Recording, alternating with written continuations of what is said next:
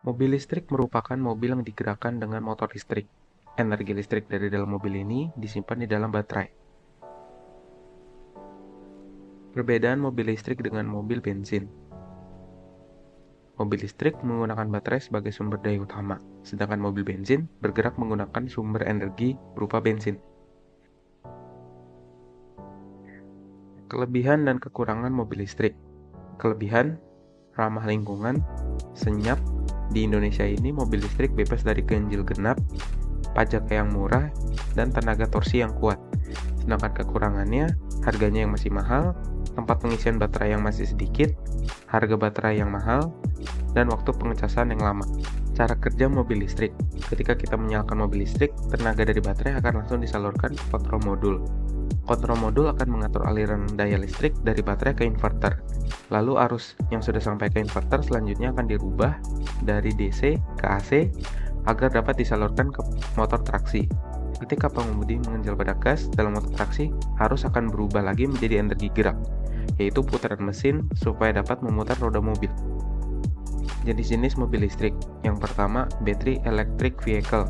Merupakan mobil listrik yang mendapatkan tenaga dari baterai secara keseluruhan. Yang kedua, ada hybrid electric vehicle. Merupakan mobil listrik yang memiliki dua sumber tenaga, baterai dan bensin. Lalu yang ketiga, plug-in hybrid vehicle. Masih memiliki dua sumber tenaga seperti hybrid electric vehicle. Namun, jenis ini sematkan baterai yang bisa diisi ulang melalui charging port. Lalu yang terakhir, ada fuel cell electric vehicle. Tidak hanya menggunakan baterai, tetapi juga memanfaatkan senyawa kimia sebagai sumber tenaga tambahan, yaitu H2O.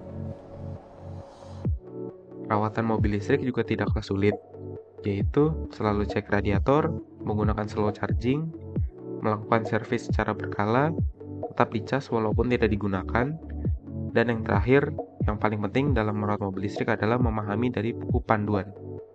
Menurut laporan Direktorat Jenderal Ketenagalistrikan, mencatat ada 439 unit SPKLU di Indonesia per tahun 2022. Di Jawa Timur, Bali, dan Nusa Tenggara ada 136 unit, di DKI Jakarta ada 118 unit, di Jawa Barat ada 50 unit, di Sumatera ada 45 unit, Kalimantan, Sulawesi, Maluku, dan Papua ada 35 unit, dan di Banten ada 25 unit.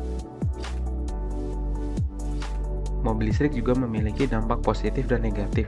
Yang positif, berkurangnya polusi udara, tidak menghasilkan emisi gas buang, mengurangi polusi udara, dan mengurangi penggunaan bahan bakar minyak. Lalu, dampak negatifnya, bahan berbahaya dan beracun, dan lonjakan konsumsi energi.